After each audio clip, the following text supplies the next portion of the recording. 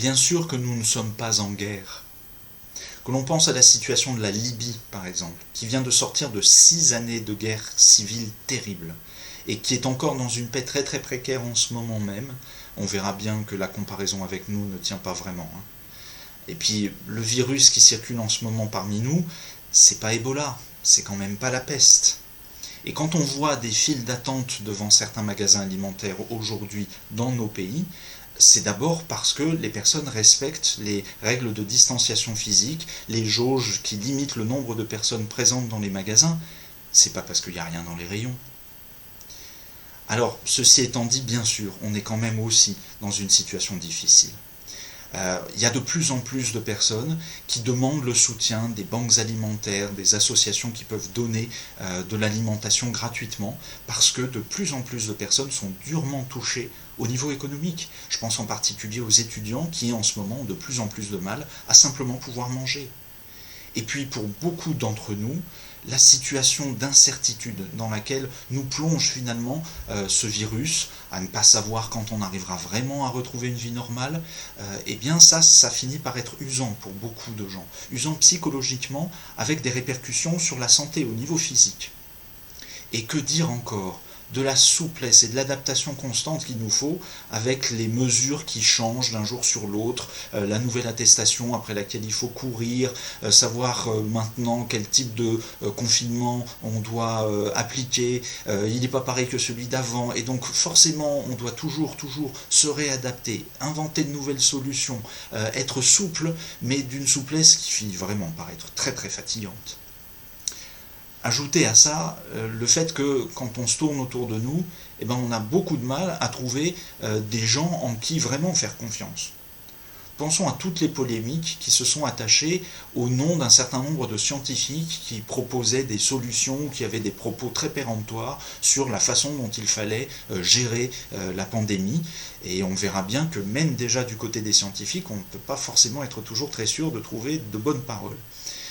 Et souvent, finalement, critiquer le gouvernement en ce moment, c'est surtout signifier qu'on n'est pas aux manettes et que les solutions idéales que l'on imagine, on voit bien qu'elles n'ont rien à voir avec ce qu'il faut faire dans la réalité, parce que personne ne sait vraiment comment il faut se débrouiller par rapport à tout ça.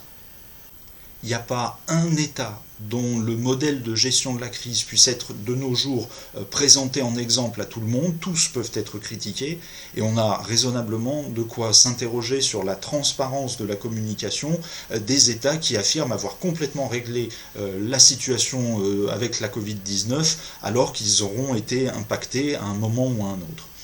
Non, vraiment, je trouve que c'est vrai qu'en ce moment, la situation est très morose et elle a de quoi nous rendre très tristes. Alors, est-ce qu'aujourd'hui, jour de Pâques, on va pouvoir se rassembler pour enfin entendre de bonnes nouvelles, avoir un message revigorant de la part de l'Église, quelque chose qui nous aide à retrouver un petit peu d'espoir quelque part, ou, allez, à défaut, au moins un petit moment pour oublier la grisaille du quotidien dans laquelle nous sommes? Alors si c'est vrai que c'est dans cet état d'esprit que vous vous êtes assemblés pour ce temps de culte ou que vous écoutez cette prédication, je suis un petit peu embêté pour vous parce que avec le texte que nous avons entendu, je ne vais pas pouvoir vous proposer grand-chose qui aille dans ce sens-là. Nous en avons marre de ne pas pouvoir planifier un petit peu les jours et les semaines qui viennent, toujours craindre de devoir être finalement frustré, contrarié dans les projets que nous aurions mis en place. Eh ben, c'est certainement pas auprès de Marie-Madeleine qu'on va trouver de la consolation. Elle qui venait au matin de ce dimanche devant le tombeau, le découvre tout d'un coup là, ouvert, sans rien comprendre à ce qui se passe. La pierre a été roulée et c'était vraiment pas ce à quoi elle s'attendait à ce moment-là, et ça la désarçonne complètement. Et que dire à ce moment-là aussi de Pierre et de l'autre disciple, le disciple que Jésus aimait, comme il est appelé dans l'Évangile. Le moins qu'on puisse dire, c'est que quand Marie vient les voir pour leur dire ce qui se passe, quand ils partent pas tout de suite dans la joyeuse certitude de la résurrection, en chantant des chansons pour pouvoir rencontrer Jésus, parce que évidemment pour eux, ça pose aucun problème, et c'était la fin annoncée de l'histoire. On était dans un beau film à l'américaine. Non, pas du tout. Il y a un tableau à ce sujet que j'aime beaucoup, qui a été peint par un peintre suisse qui s'appelle Eugène Burnand à la fin du XIXe siècle et qui représente précisément la scène que Jean nous décrit dans son évangile tel que nous l'avons vu. Je vous propose de la regarder là maintenant. Il me semble que le peintre a saisi dans ce tableau une vérité théologique pour moi fondamentale. C'est au niveau de l'expression de Pierre, le personnage au premier plan, que nous pouvons la voir. Regardez-le. Pierre a peur. Il marche vers quelque chose qu'il ne veut pas voir. Jésus, son maître, celui qu'il a renié, celui à qui il avait pourtant juré de mourir à ses côtés et qu'il a lâchement prétendu ne pas connaître, Jésus ne serait plus dans la tombe. Mais alors s'il est vraiment ressuscité, qu'est-ce qui va se passer pour lui, Pierre? Quelle vengeance va s'abattre sur lui? C'est ainsi que je comprends pourquoi Pierre est arrivé moins vite au tombeau que l'autre disciple. Le chemin que Pierre a à parcourir à partir de là, c'est un chemin de repentance. Et un chemin de repentance, c'est un chemin de mort et de résurrection. On n'emprunte pas un chemin comme ça à toute vitesse. En plus, finalement, devant ce tombeau vide, Pierre n'aura fait que la première étape du chemin. Et il lui faudra tout encore un long moment avant de pouvoir expérimenter en profondeur et en vérité le pardon de Jésus pour lui. Ça, c'est ce que nous raconte le chapitre 21 de l'évangile de Jean. Vous le voyez, frères et sœurs, nous ne sommes pas là pour nous raconter de belles histoires qui nous permettraient d'oublier la dureté de notre quotidien. L'évangile, c'est une bonne nouvelle, mais ça n'est pas une nouvelle pour fuir la réalité des difficultés que nous avons à rencontrer. Non, au contraire. L'évangile, c'est un message qui s'ancre dans le réel, dans notre vie véritable, parce que Dieu a décidé lui-même de s'ancrer dans ce réel, en venant jusqu'à nous en Jésus-Christ. Et il ne serait pas la bonne nouvelle qu'il prétend être s'il ne commençait pas par être d'abord l'annonce de la mauvaise nouvelle de notre situation présente et des difficultés qu'elle porte. Autrement dit, pour être vraiment bonne nouvelle, il nous faut, comme Marie, comme Pierre, comme le disciple que Jésus aimait, partir de là où on en est, des difficultés qu'on a, en les regardant véritablement. Alors, avec eux, je vous propose de refaire ce chemin pour découvrir en quoi, au bout du compte, il y a une bonne nouvelle à entendre pour nous encore aujourd'hui. Commençons avec Marie-Madeleine, par exemple. Oui, repartons dans la nuit comme elle, au petit matin. Parce que je crois que ce détail que Jean nous donne à ce moment-là dans son évangile n'est pas seulement une anecdote. Finalement, sans Jésus, nos vies sont dans la nuit. C'est pas que c'est l'obscurité totale, mais on n'est pas capable d'y voir comme on voit en plein jour. C'est beaucoup plus difficile, finalement, d'avoir une claire vision de ce qu'on a à faire. Marie-Madeleine part donc dans l'obscurité et arrive là, dans cette demi-nuit qui est sans doute aussi celle qu'elle a dans son cœur, à cause d'un certain nombre de préjugés qui vont l'amener à tirer des conclusions immédiates de ce qu'elle voit, conclusions qui ne sont pas forcément justes d'ailleurs.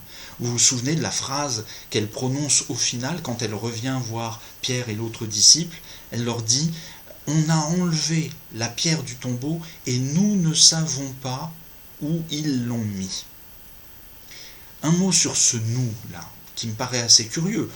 Jean semble nous dire que Marie-Madeleine était toute seule pour se rendre au tombeau. Je crois que c'est finalement quand même la trace du fait qu'elles étaient vraisemblablement plusieurs, comme les autres évangiles le disent, à s'être rendues au tombeau ce matin-là, mais Jean, lui, a voulu principalement se concentrer sur Marie-Madeleine.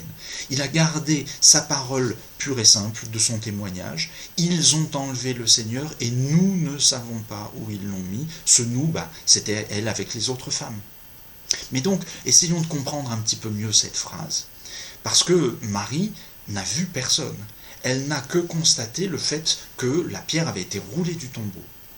Sur cette base-là, elle en tire la conclusion que quelqu'un, des personnes, plusieurs sans doute, sont venus enlever le corps de Jésus. Qui? Elle n'en dit rien et c'est très difficile de savoir. Pourquoi ont-ils fait ça? Là encore, aucun mot là-dessus. Mais le fait est que Marie en tire immédiatement cette conclusion. Peut-être parce que pour elle, elle était déjà dans son cœur avec tellement de lourdeur, tellement de difficultés, tellement de certitude que tout allait mal, qu'elle n'a pas pu recevoir ce qu'elle voyait autrement que pour alimenter ces certitudes qu'elle avait, elle, dans son cœur. Oui, c'est venu comme la persuader de nouveau qu'il ne pouvait y avoir que de l'adversité en ce moment qui se pose pour elle dans sa vie.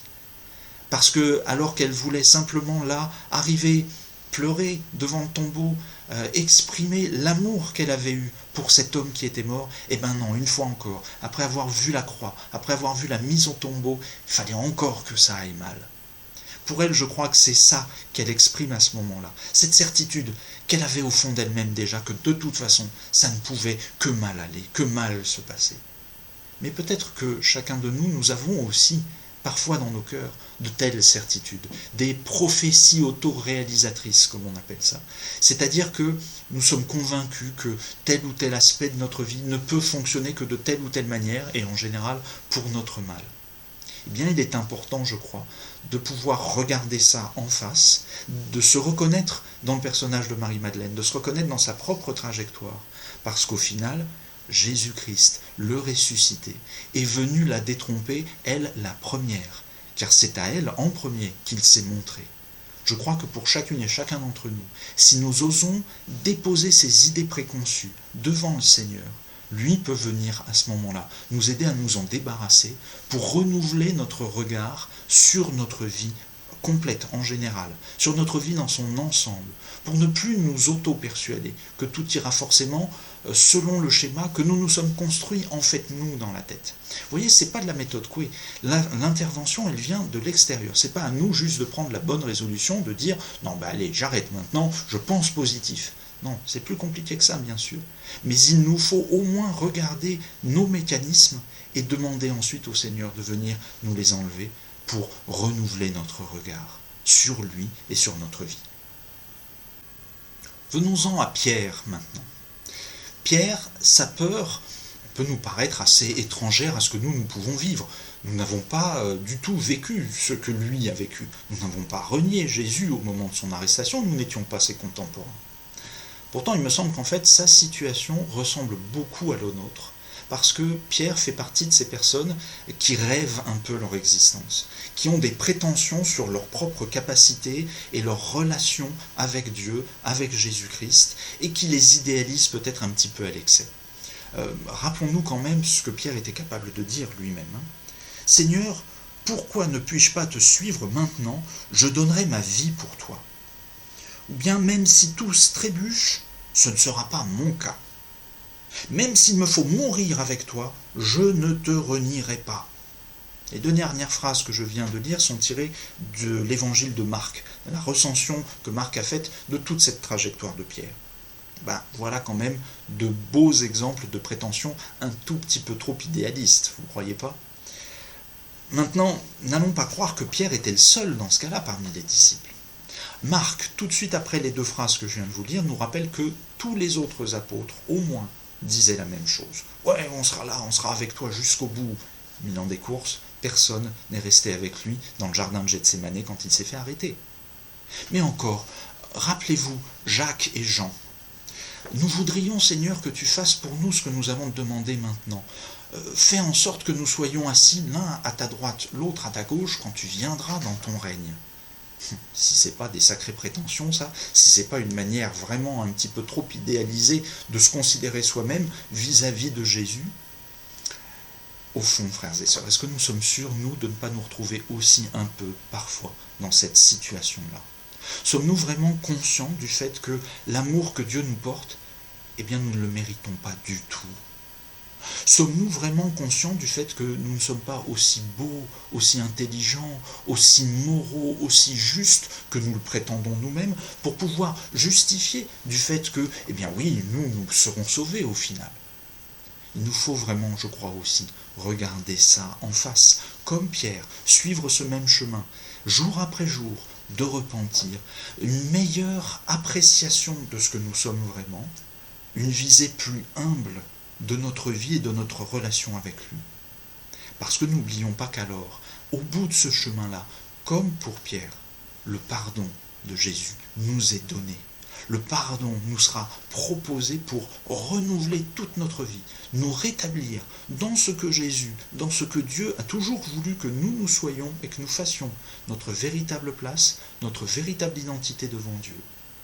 Elle passe peut-être par, en effet, la cale à penser de tous nos idéaux à nous, idéaux qui sont peut-être parfois des suggestions de l'adversaire, cale à penser qu'il nous faut passer, repasser encore, pour toujours davantage nous ouvrir dans notre simplicité, dans notre nudité, à l'amour et à la compassion de Dieu.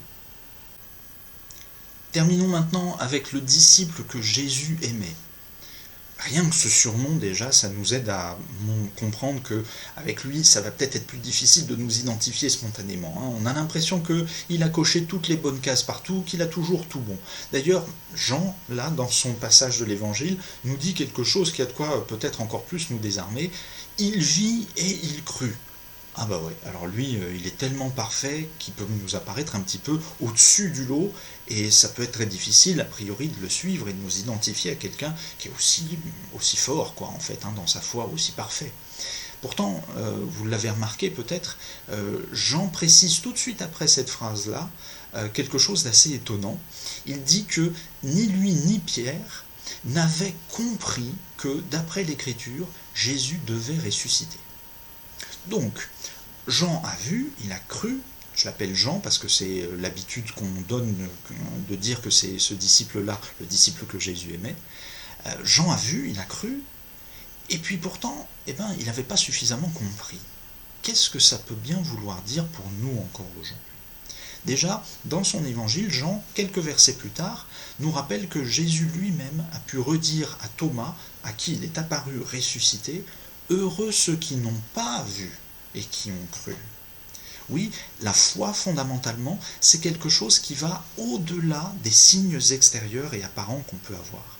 D'ailleurs, quand Jean nous parle de la réaction du disciple que Jésus aimait devant les linges dans le tombeau, il ne dit pas « il crut, donc il vit ce qu'il avait vu là et il comprit que Jésus était ressuscité ».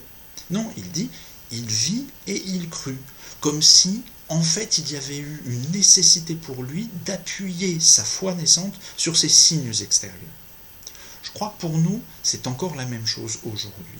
Je ne suis pas en train de dire que Jésus-Christ n'est pas ressuscité, que c'est juste une idée, quelque chose comme ça. Non, il est véritablement ressuscité. Mais il nous faut tenir devant le fait que nous n'en avons pas de preuves matérielles comme ça.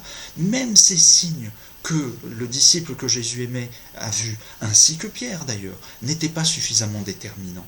La preuve, c'est que pour l'un, ça a déclenché la foi, mais pour Pierre de l'autre côté, il les a vus de la même manière, ça n'avait rien fait. Au bout du compte, pour nous, nous avons besoin de quelque chose d'encore un peu plus profond que de signes extérieurs. La foi, c'est pas non plus seulement ça, c'est pas non plus notre peur dépassée, c'est pas non plus nos fausses idées écartées, c'est tout cela, mais encore quelque chose de plus profond. Une confiance de chaque jour, de chaque instant, envers Dieu, qui est venu jusqu'à nous en Jésus-Christ. Jésus-Christ qui est encore vivant et qui nous assiste, qui intercède pour nous auprès de Dieu, qui est là, dans notre quotidien. Ainsi, nous pouvons avancer petit à petit, notamment dans notre lecture de la Bible, pour toujours davantage comprendre en quoi ce livre nous parle de Jésus. Parce que c'est une de nos convictions, toute la Bible, même le Premier Testament, pointe vers le Christ, pointe vers Jésus. Tout ce qui y est écrit, nous devons pouvoir en ressortir des choses qui nous aident à approfondir notre confiance envers Jésus-Christ. Et alors, petit à petit, jour après jour, en étant toujours davantage lucide quant au fait que, on aimerait bien voir des miracles, qu'il y ait des choses qui se passent, mais en regardant qu'au fond, quand l'épreuve s'abat sur nous, on pourra se souvenir de tous les miracles qu'on a vus, c'est pas forcément tout de suite ça qui nous aidera le plus. On pourra avoir surmonté toutes nos peurs, quand à nouveau une épreuve arrivera, est-ce que ça nous aidera là encore ? On pourra avoir tout déconstruit dans notre tête, enlever toutes les fausses idées qu'on avait lorsqu'arrive à nouveau l'heure de l'épreuve. Est-ce que ce sont ces choses-là qui sont vraiment de nature à nous aider ? Moi je crois qu'il faut encore aller un petit peu plus profond pour voir ce trésor de cette confiance.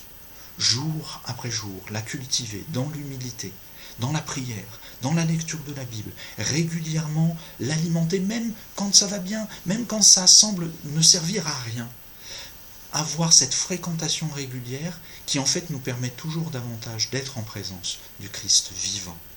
Et ainsi, chaque jour toujours davantage, approfondir notre relation avec lui. Oui, c'est vrai, frères et sœurs, nous vivons des temps difficiles.